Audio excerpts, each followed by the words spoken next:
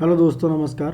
Study बाबा education में आपका फिर से स्वागत है। आज फिर हम 10 क्वेश्चन करने जा रहे हैं RTM 18 यानी कि रिवीजन थ्रू MCQs का RTM नंबर 18 है गाइस।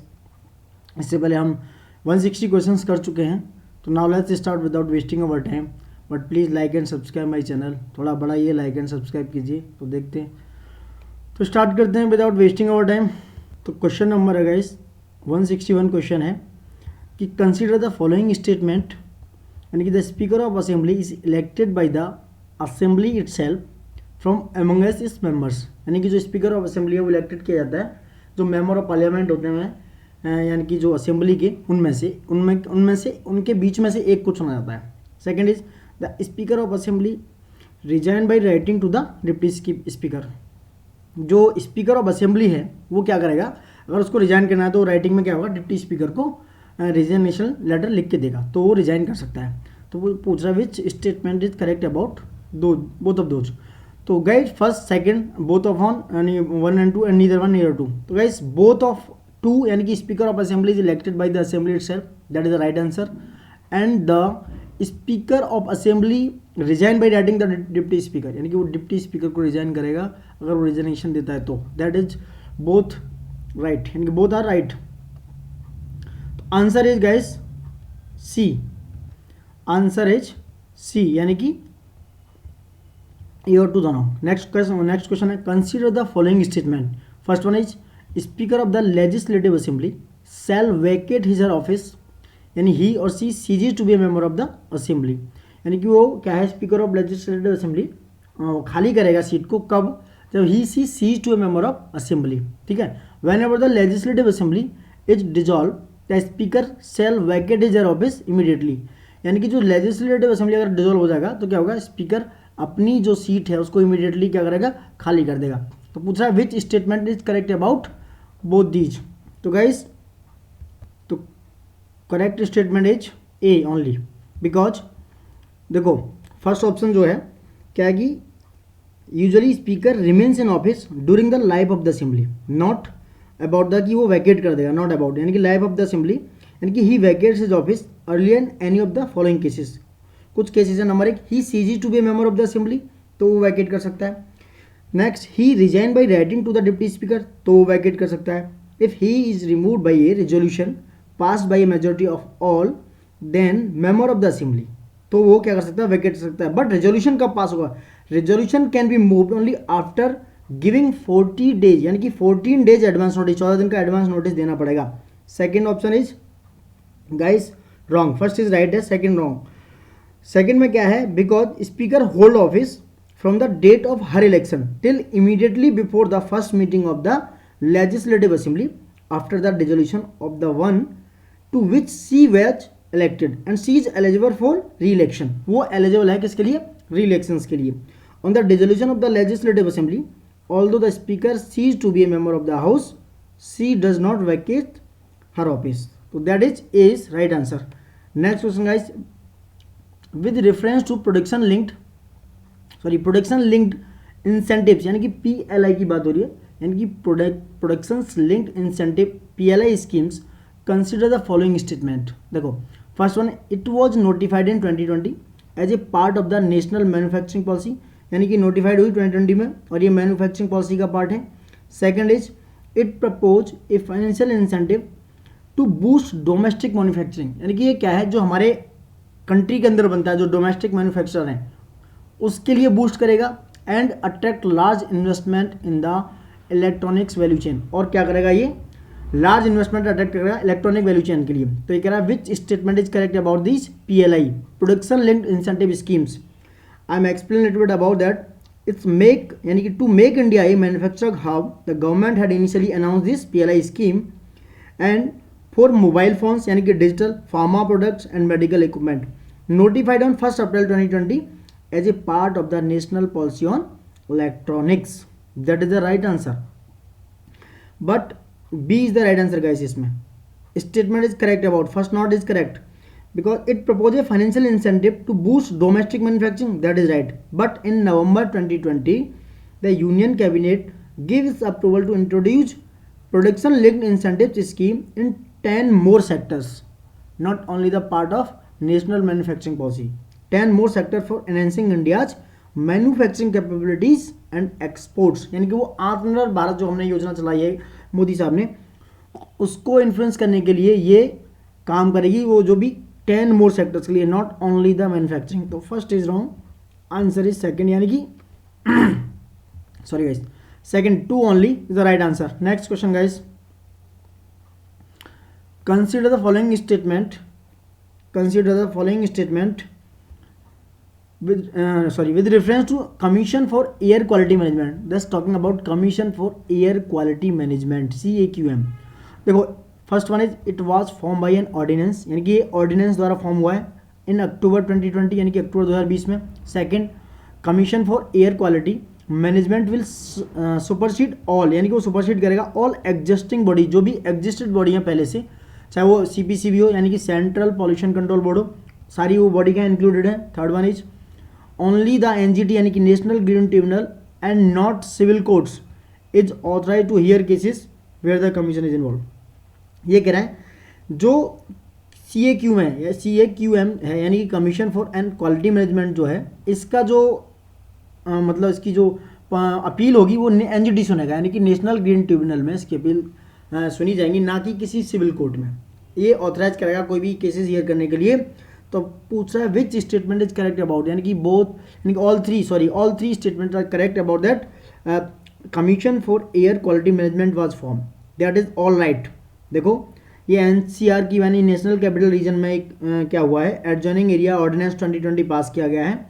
तो both all three are right about the CAQM.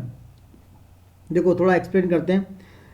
First one is बता दिया है, सेकंड भी ऑब्वियस है, नए NGT भी is authorise hear cases, all three cases हैं. इसका कंपोजिशन थोड़ा मैं बताता हूँ क्या है. देखो एक चेयरपर्सन होगा to be chaired by government official of the rank of secretary और चीफ सेक्रेटरी, यानी CAQM का जो कंपोजिशन है वो एक चेयरपर्सन होगा जो क्या होगा, गवर्नमेंट ऑफिशियल उसको चेयर करेगा, रैंक होगा वो सेक्रेटरी और चीफ सेक्रेटरी रैंक का.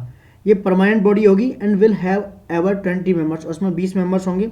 द कमीशन विल बी ये जो स्टेटरी अथॉरिटी जो कमीशन है वो एक स्टेटरी अथॉरिटी होगा. The commission will supersede body such as the central, जो मैंने अभी बताया, दिल्ली, पंजाब, हरियाणा बोर्ड, जितने भी कंट्रोल बोर्ड्स हैं, पॉल्यूशन कंट्रोल बोर्ड किसी भी स्टेट के भी, उनको भी सुपरसीड करेगा. It will have the power to issue direction to these state government, और ये डायरेक्शन देगा स्टेट गवर्नमेंट के लिए, और किसके, इशू पर्टेनिंग एयर पॉल्यूशन हो वगैरह वगैरह. और इसका जुडिक्शन बता दिया है, एक्सक्लूसिव जुडिक्शंस होगा over the NCR including Haryana, Punjab, Uttar Pradesh, Rajasthan and other in matters of air pollution, just talking about air pollution, and will be working along with CPC, यानी कि ये central pollution control board, CPCB and ISRO के साथ क्या करेगा, मिलकर काम करेगा. तो ठीक है गाइस, नेक्स्ट क्वेश्चन देखते हैं. तो ऑल थ्री यानी कि ऑल थ्री आज राइट, यानी कि D is the right answer about CAQM. Consider the following statement. First one is NASA's Parker solar probe will be the first ever mission to touch the sun, यानी कि ये कहना है कि जो नासा का पार्कर सोलर प्रोब है वो पहला मिशन है जिसने सन को टच किया. Second, the solar corona is the outer most layer of the sun's atmosphere, यानी कि जो सन का एटमोस्फेयर है उसकी आउटर मोस्ट जो लेयर है उसको बोलते हैं हम solar corona. Third in the sun spots always appear in pairs of opposite magnetic polarity. जो सन स्पॉट्स हैं वो क्या होते हैं, हमेशा अपीयर होते हैं किसमें, opposite, in pairs of opposite magnetic polarity के अपोजिट में. पूछ रहा है which statement is correct about that. देखो first and second is correct because NASA का जो पार्कर सोलर है वो पहला मिशन है इसने टच किया. Second is also right because जो सोलर कोरोना है द आउटर मोस्ट लेयर है वो. Third is wrong guys, I am explain it. देखो नासा का जो पार्कर सोलर प्रोब है is the first ever mission जिसने टच किया है, ठीक है. It will travel directly into the sun's atmosphere about 4 million miles, ठीक है. और it was launch abroad a Delta 4, यानी कि जो डेल्टा 4 हैवी रॉकेट था, कहाँ से, फ्रॉम कैप कार्निवल, कहाँ से, कैप कार्निवल से इसको लॉन्च किया गया था. Second is the solar corona is the outer most layer, बताया ये. थर्ड वन इज देखो जो सन स्पॉट्स हैं ऑलवेज अपीयर नहीं होते, यानी कि sun spots are temporary phenomena है वो on the sun's photosphere, sun के फोटोस्फीयर का टेम्परेरी फिनोमिना है that's appear as spots darker than the surrounding area, ठीक है. They are region of reduce surface temperature, जो सन स्पॉट्स हैं वो क्या करते हैं, रिड्यूस करते हैं सरफेस टेम्परेचर को, ठीक है. Cause by concentration of magnetic field flux that inhibit convections. Sunspots usually appear in pairs of opposite magnetic polarity. Their number varies according to the approximately 11-year solar cycles. So that's all about sunspot and solar Parker solar probe के बारे में. Next question guys, इसका option हो गया sorry A is the right answer. 1 and 2, third is wrong. Next question guys, तो next question है 166. क्या है? Consider the following statement about the Arctic council. Arctic council के बारे में ये क्वेश्चन है, ये पूछा आर्किटिक काउंसिल क्या है. देखो first one is it is a treaty based international organisation which addresses issue face by the Arctic governments and people living in Arctic region. यानी कि एक ट्रीटी बेस्ड इंटरनेशनल ऑर्गेनाइजेशन है जो एड्रेस करती है जो आर्कटिक गवर्नमेंट और people रहते हैं वहाँ आर्कटिक रीजन में, उन इशू को ये फेस करते हैं. सेकंड, द डिसीजन रिकमेंडेशन और guidelines of the Arctic council are non enforceable. ये क्या है? ये नॉन एनफोर्सेबल है, यानी कि आप फोर्स नहीं कर सकते. And strictly the prerogative of the individual state. Third one is it's mandate explicitly exclude military security. ये क्या करते हैं? एक्सप्लोट करते हैं, यानी बिना विदाउट मिलिट्री सिक्योरिटीज़ के. ये कह रहा है which statement is correct regarding about Arctic council. देखो थोड़ा एक्सप्लेन करता हूँ उसके बारे में. ओटावा डिक्लेरेशन हुआ था 1996 में, उसके बाद ही क्या बना? आर्कटिक काउंसिल का गठन किया गया, इसको बनाया गया. तो इससे इंटर गवर्नमेंटल फोरम है जो एड्रेस करती है issue face by the Arctic governments and people living in the Arctic, जो लोग वहाँ पे रह रहे हैं आर्कटिक रीजन में उनके लिए, but not a treaty based international organization. ये नॉट ए ट्रीटी बेस्ड. तो फर्स्ट ऑप्शन जो है कह रहा है कि it's a treaty based, that is wrong. तो फर्स्ट को एलिमिनेट कर दो. Not a treaty based international organization Arctic council, not a treaty based. कोई ट्रीटी नहीं है ऐसी, कोई बाउंडिंग नहीं है, but rather an international forum that operate on the basis of consensus. ये आपका कंसेंसस है यार, आपके अपने बिहाफ पे है कि आपको क्या करना है. द डिसीजन रिकमेंडेशन और guidance of the Arctic council are non enforceable. और दूसरी चीज़ है दैट इज राइट, यानी कि वो नॉन एनफोर्सेबल, आपको कोई फोर्स नहीं कर सकते. It mandate explicitly excludes military security like, और दैट इज राइट, यानी कि थर्ड इज राइट आंसर. तो first wrong, second and third. तो right answer is B is the right answer about the Arctic council. थोड़ा composition देखते हैं. इसका structure क्या है? एक चेयरमैनशिप होगी, इसकी रोटेट करेगी एवरी 2 years पे. आर्कटिक काउंसिल्स की जो चेयरमैनशिप है 2 साल में रोटेट करती रहेगी. उसका एक सेक्रेटरीट होगा जो कि rotated biannually with the chairmanship of the Arctic council. It support the chair of the Arctic council. It manage logistics related to the biannual member states meeting and the more frequent क्या SAO meetings. SAO मतलब secretariat meetings, senior Arctic official meeting, sorry. ठीक है, तो that is all about the Arctic council. कुछ observe Arctic council, कुछ observer state भी होते हैं. देखो ओटावा डिक्लेरेशन में मैंने आपको बताया है कि कुछ कंट्रीज थे जो member of the Arctic council, जैसे कनाडा है, किंगडम ऑफ डेनमार्क है, Finland, Iceland, Norway, Russian federation है, Sweden, USA and all other countries हैं. तो एक बार थोड़ा आप भी देख लीजिएगा. Next question about recently Shri Krishna committee, news में है काफ़ी, was in news, Shri Krishna committee was in news in associate with which of the following. कि श्री कृष्णा कमेटी को क्यों भैया उन्होंने बनाया था, क्यों गठित किया था. तो डायरेक्ट क्वेश्चन है भैया, प्राइवेसी लॉ और मेकिंग पे ये क्वेश्चन बनाई गई थी. तो that is all about data protection framework for India. Privacy जो हम लोग हैं, श्री कृष्णा कमेटी इसके लिए गठित किया गया था. ये data protection framework for India ये काफ़ी न्यूज़ में है इस साल, तो हो सकता है 2021 में क्वेश्चन यहाँ से पूछा ही जाएगा और पूछेंगे शायद, चांसेस ज़्यादा है 99%. देखो इसका जो ड्राफ्ट बनाया गया था वो डाटा प्रोटेक्शन बिल 2018 में सबमिटेड किया गया था by the justice BN Shri Krishna, जो इसको हेड कर रहे थे. उनका नाम doctor BS Shri Krishna head कर रहे थे. एक पैनल था, उन्होंने कुछ critical personal data of Indian citizens भी proceed in centre located with the country कुछ बताया है. उन्होंने कहा right to privacy is a fundamental right which necessitates, यानी कि right to privacy under article 21 इससे क्या फंडामेंटल राइट. इट है which necessitates protection of personal data as an essential facet of information privacy से the draft. Personal data protection bill 2018, यानी कि 2018 मतलब 2018 है. That's all about data protection bill. The much awaited bill is under the government's review and has been made public for inviting suggestions. तो क्या गया, public को invite किया गया कि भैया आप अपना सजेशंस दीजिए. ठीक है, तो it's all about data protection framework for India, Shri Krishna committee, काफ़ी इंपॉर्टेंट है. Consider the next question, consider the following statement about the FATF, यानी कि फाइनेंशियल एक्शन टास्क फोर्स. तो guys first option is it is an inter governmental body established in 1989 on the initiative of the G20. Second is the FATF secretariat is housed at OECD headquarters in Paris, यानी कि जो secretariat house है वो वहाँ पे OECD headquarter Paris में. Initiative was establish to examine and develop measures to combat money laundering. इसका जो काम है मैंने बताया कि वो क्या करना, मनी लॉन्ड्रिंग से फाइट करना एंड अदर लाइक आपको पता ही होगा थोड़े बहुत. तो विच स्टेटमेंट करेक्ट है बहुत है बेटिया, देखो थोड़ा बताते हैं. फाइनेंशियल जो है action task force inter governmental body है, एस्टेब्लिश हुई थी 1989. किस पे? Initiative of the G20 guys, नहीं G7. किस में? G7. तो सॉरी G7, ठीक है. तो फर्स्ट एलिमिनेट कर दो, तो फर्स्ट एलिमिनेट हो जाएगा, तो आप यहाँ से एलिमिनेट कर सकते हो सारे. तो सेकंड ये आ गया आंसर, बट फिर देख लेते हैं.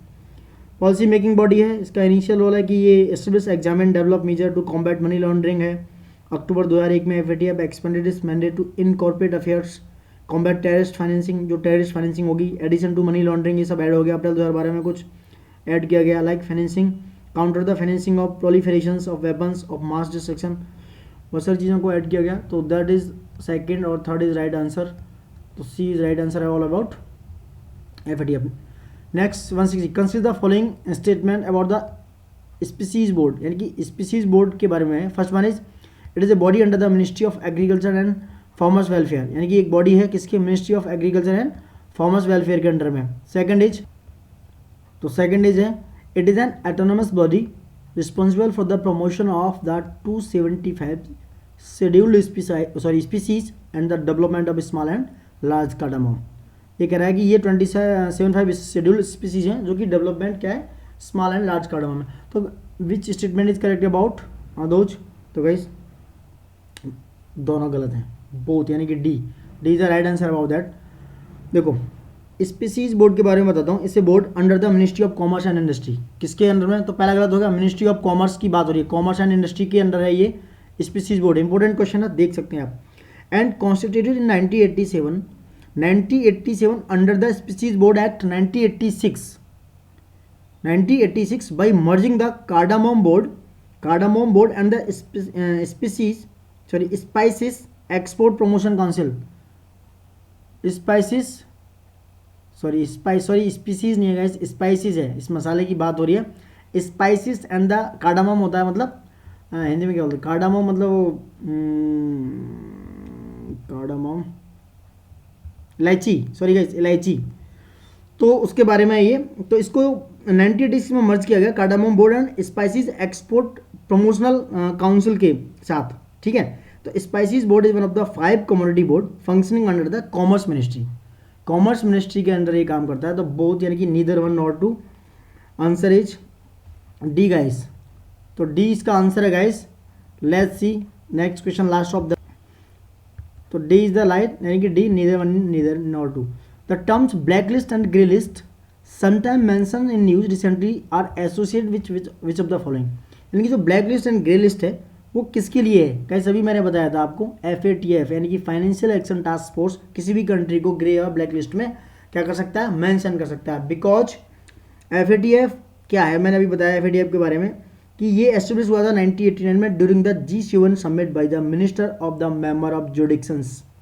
ओके गाइस, तो ये क्या है? ग्रे लिस्ट क्यों डालता है? ग्रे लिस्ट कंटेन करती है कुछ कंट्रीज को, वो कंसीडर करते हैं safe haven for supporting terror funding and money laundering, ऐसा अगर उन्हें लगता है, or put in the this grey list. The inclusion in the grey list serves as a warning to the country that it might enter the black list if strict actions against terrorism and money laundering are not taken. And black list भी है, क्यों black list क्या है मैं बताता हूँ. Country that are known as non cooperative countries, यानी कि वो नॉन कोऑपरेटिव कंट्रीज हैं और टेरिटरीज हैं, are put in the black list if countries in this list support terror funding and money laundering activities. तो आप ब्लैक लिस्ट में FATF आपको ब्लैक लिस्ट कर सकता है. तो FATF क्या है? Revises the black list regularly, adding और डिलीटिंग एंट्रीज. क्या बाद में रेगुलरली इसको कभी ब्लैक लिस्ट कर दिया, नहीं कर दिया, तो रेगुलरली सब कर सकता है. तो गाइस दिस क्वेश्चन हमने आज से देखे, थोड़ा लंबा हो गया video. Thank you, please like and subscribe this and देखते रहिए, बने रहिए. Love you all guys, thank you.